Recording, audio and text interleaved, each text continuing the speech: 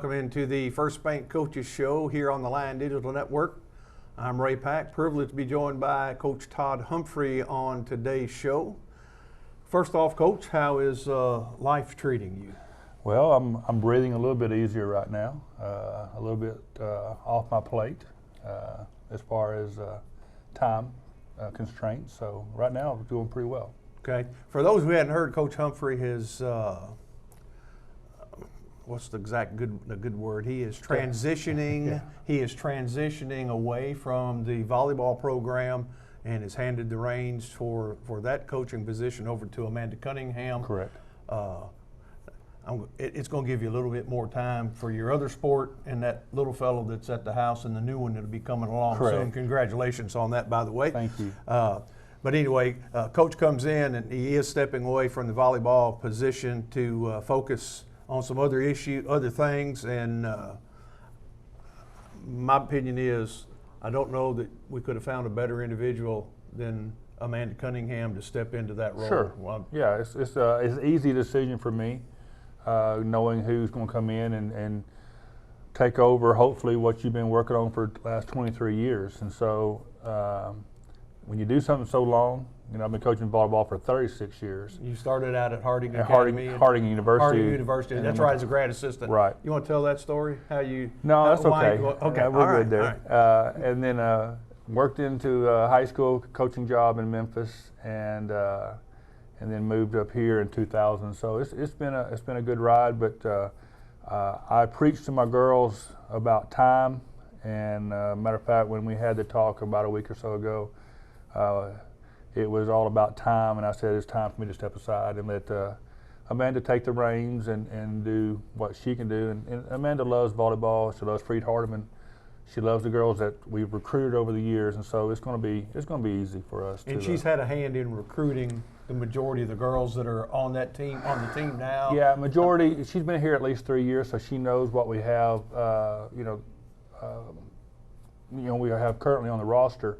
But the girls we got coming in for the next 2 years. And so, yeah, again, we talk about recruits. We have them in for camps and tryouts, and then she goes to some tournaments and watches. And so, well, you mentioned you've been here coaching volleyball 23 years. Mm-hmm. That overall record ends at 433 with the wins and 288 losses. It's a pretty impressive record over 23 years. Yeah. And I know that some of those years in the early days probably were kind of lean. I wasn't around then, but they were. We when I came here in 2000, I won't say complaint, but the concern, when you come to a new job, you talk to the girls and you kind of get a feel for where they're at. And the big concern at that point was we really needed to up our offense. Our offense was not very good. And so the first year, maybe two, really focused on offense. Well, that kind of hurt my defense, and so it took me 2 or 3 years to kind of get a balance into the way I've always heard and I've always preached that if you go into a new program or a new job, it's a 3-year process. The first year you come in and you evaluate kind of what you got. Your second year you start making some of those changes with some of your personnel, and that third year is when you start seeing your work come through. And so I think that Amanda being here for 2 or 3 years now with all these group of girls that she has on the roster, she'll be a little bit ahead in the game there. But let's not forget to mention she played 4 years for you before she graduated and went to Hardin County as the head coach there. Right. So it's not like she's not familiar with, even before she became your assistant, she was familiar with what your expectations and your goals were. It was an easy fit for us, and so.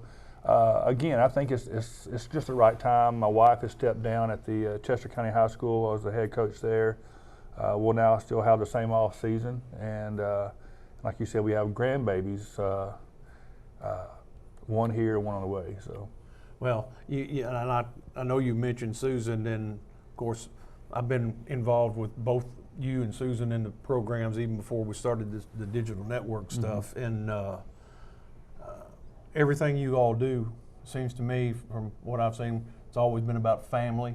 Sure. Supporting each other. I know when Jared was just the assistant basketball coach, or even at the softball at Chester County, it seems like you and Susan and Emily. Allie may start showing up now that she will be graduating. We don't know, but it's a big family thing for you all. It is, and that's your bond. Well, we've right. I've been here 23 years. So when we moved here, our oldest kids were 5 and 6, and then Allie was born the first year we were here. So they were raised on this campus. They were raised on a volleyball court. They were raised at a softball field, baseball field. So it's kind of hard to break that habit. And now their oldest two are married, and Emily's husband is a coach at the junior high, and Jared's wife is a volleyball coach at Jackson Christian. So even though Susan and I are not busy, we're still.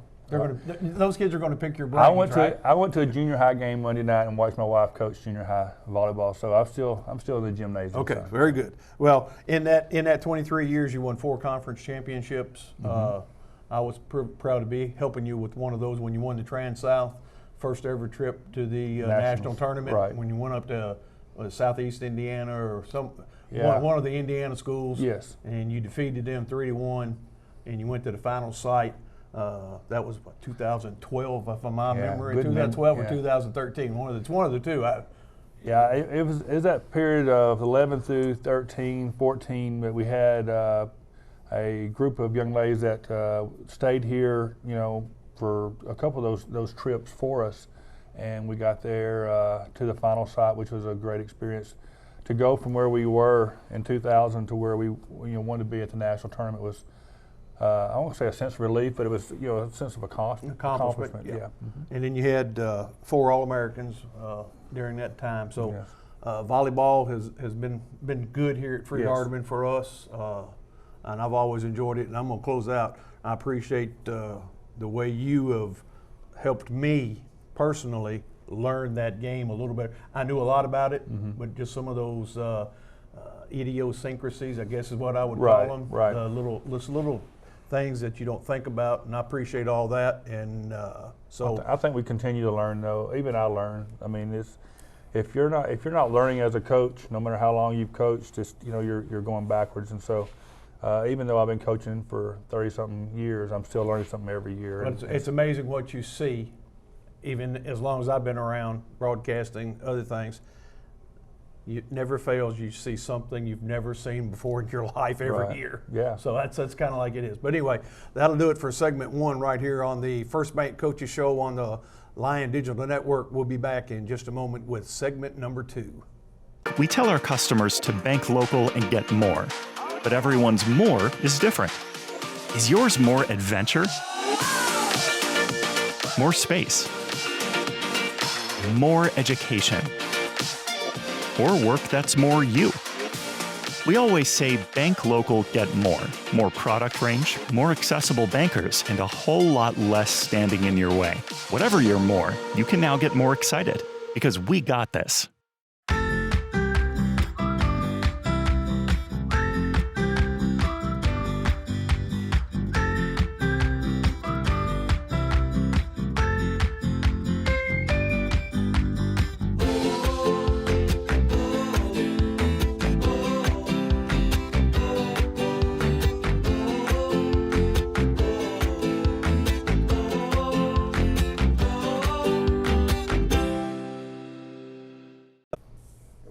We're back with more of the First Bank Coaches Show on the Lion Digital Network. Ray Pack and Coach Todd Humphry.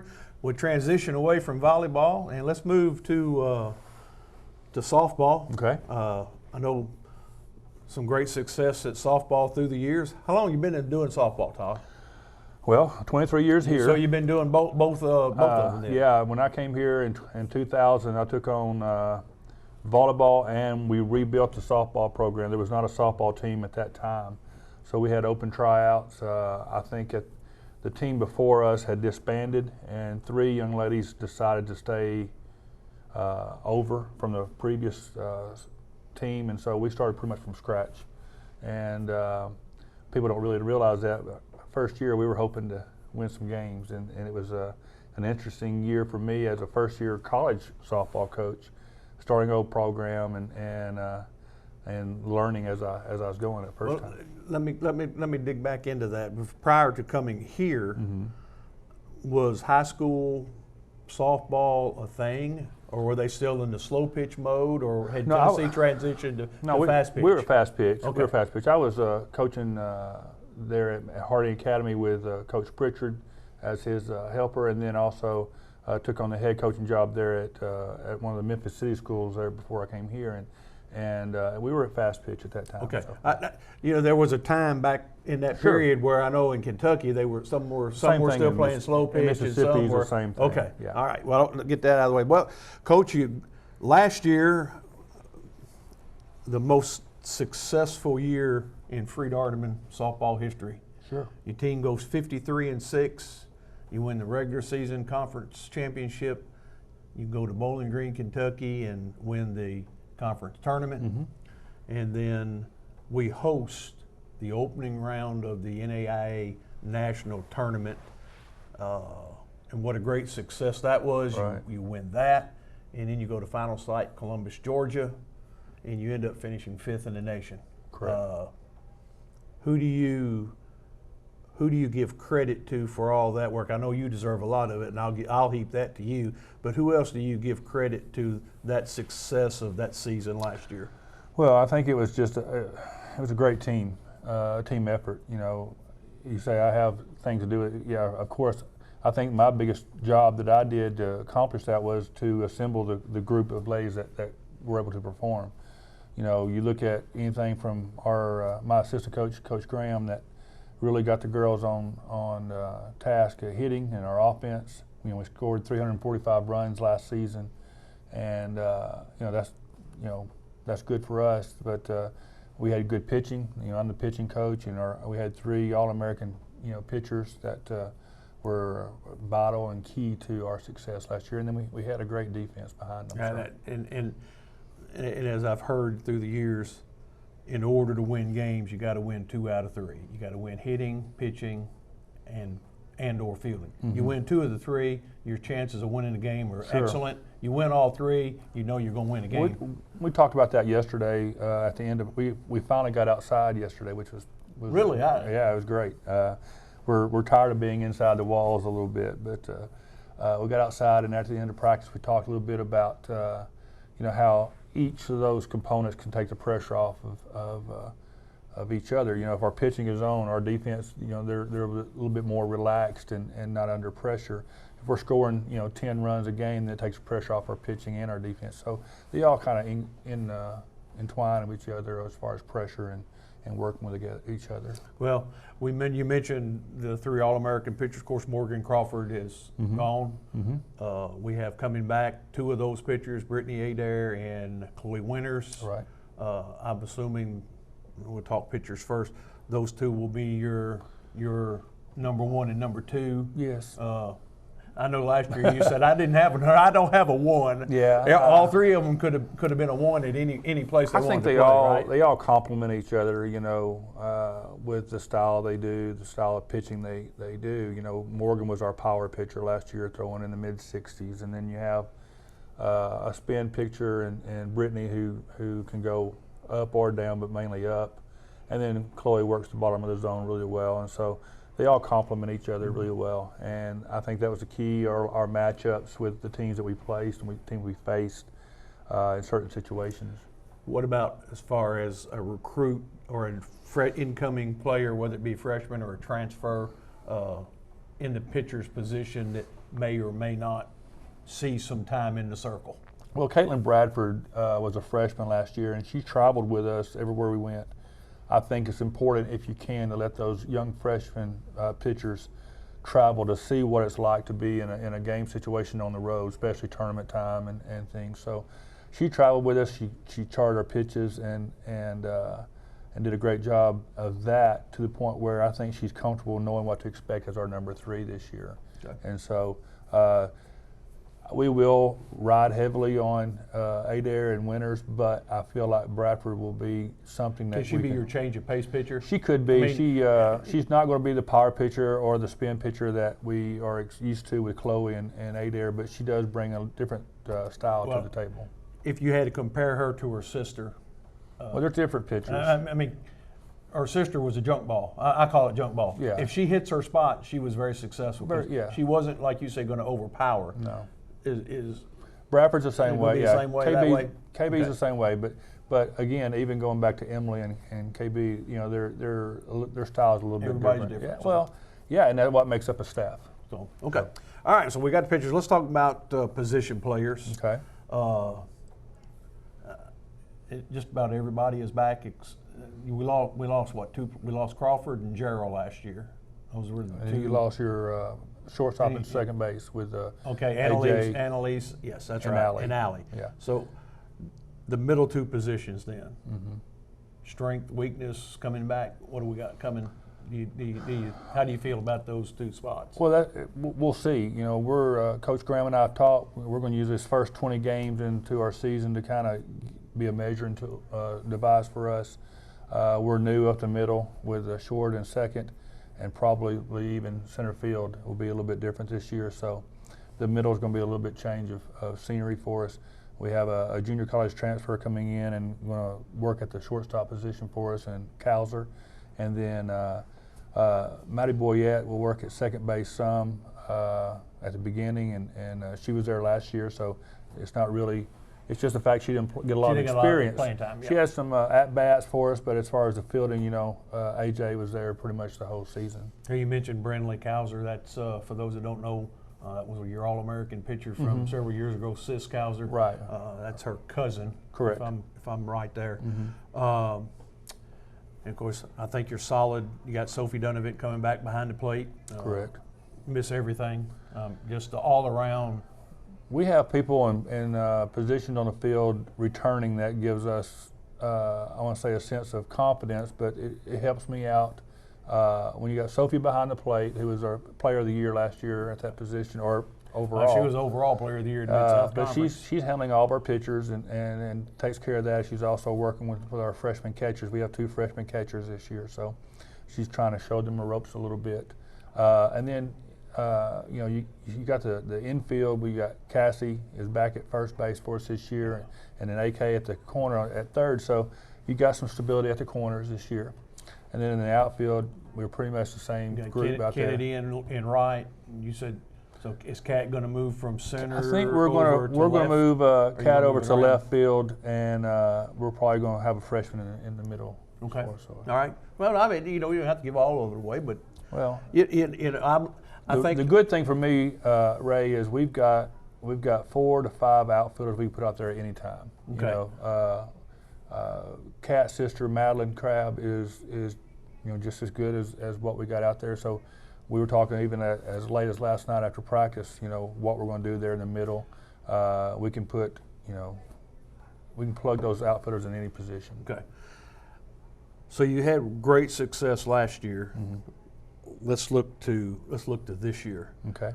I know y'all are leaving tomorrow afternoon. You're headed down to Alexandria, Louisiana. Mm-hmm. You've changed your schedule up a little bit. The past 2 years you've opened in mid-Florida against those teams in that area. But you're going to Alexandria. You're going to play 4 games, 2 Friday, 2 Saturday.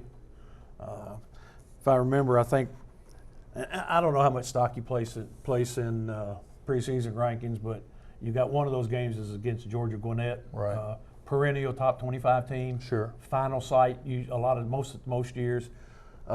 That's going to be the biggest test for you, do you think, there? Because you're playing. I think so, just because of tradition. Georgia Gwinnett, Kat does a good job with them down there, and traditionally they're a very strong team. We played them last year in the Kickoff Classic in Columbus, and I think we won 2-1. I think it was 2-1, 3-1, and had a good showing there. But traditionally they're a very strong program, and I think that they will be as strong. They've got 2 quality pitchers that we'll probably see. Someone we saw last year up at the Kickoff Classic. So I think Saturday's game will be, one of our tougher ones, but they're all tough because now we have a target on our back. Exactly. That's a good point.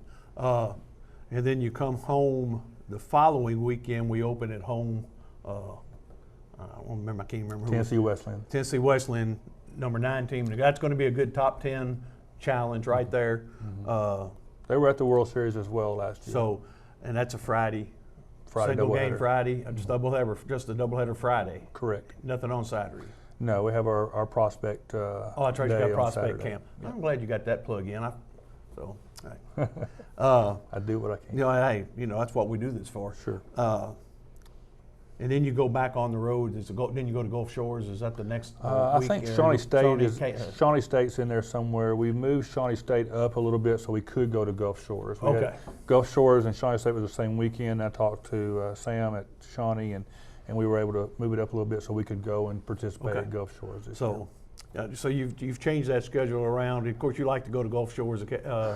We used to go to Gulf Shores every year until we joined the Mid-South. And the Mid-South, with the number of teams we have in the Mid-South, they start their conference season earlier in the year, which knocks us out that first weekend of March. So it's just you just see quality, and we will see quality teams at Gulf Shores, and it's just going to be a good weekend. And so the LSU Alexandria, and the Gulf Shores tournament should help give you a direction and a sense of where we are going to be. Yeah, we told the girls last night, I did, that we're using LSUA, Tennessee Wesleyan, Gulf Shores, whatever, to prepare us for the conference season.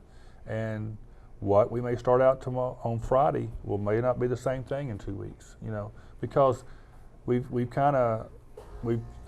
messed up in reverse, but we've got such a deep team this year as compared to the last few years.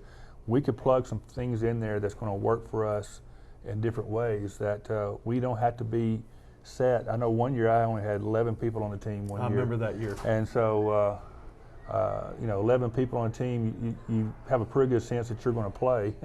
And so we didn't have a lot of options with that time. Most years I've been here, up until the last 2 years, you've had 13 to 15. Now you've got. Well, we started the JV program a few years back, and so when we started the developmental type program, where we want to have a certain number on our roster size, and that just gives us more options. You have a young lady that may not catch the eye out there of some teams. You bring them in at first year of developmental, and you say, hey, there's some things here that we can use. So it kind of helps out your roster. And they finish their season in the fall. They do. They play all of theirs in the fall. Softball plays everything in the fall, JV-wise. Yes, they do. And they have a tournament in October when they finish out. Sure do. All right. Well,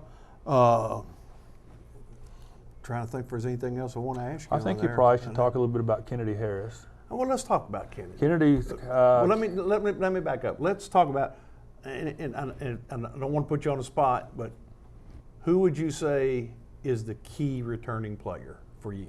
That is a little bit a tough question, but I think offensively, I think Kennedy's going to be one of our mainstays at the top of the lineup. She scored 67 runs last year for us out of the 345, and so when she gets on base, we really do well. You tend to run a little bit. Yeah, and then we got Sophie in that three spot. We've added some people around Sophie to protect her a little bit, but Sophie's played in that 3 spot for the last few years, and we're pretty solid there in that 3 spot. But you'll see some surprises from the other parts of the lineup. We won't go into detail. Well, no, we don't want to do that. I'm giving away everything, but I think Harris at the top of the lineup. Yeah. Career stolen base leader. She broke that last year. Season stolen base record. She broke that last year. Dustin, is there anything else I missed on that? I think those are the 2 keys. So we definitely have a little bit of speed. I think you've got speed up and down in different spots in the lineup. What is kind of scary for me is we are a faster team this year and we are a stronger team this year. A little bit of pressure on coach, I guess, to make sure we pull all the right strings. Well, how about we let the pressure off right here, and we'll close out segment 2. And we appreciate all of you tuning in to the First Bank Coaches Show here on the Lion Digital Network. He's Todd Humphry. I'm Ray Pack. Thanks for tuning in.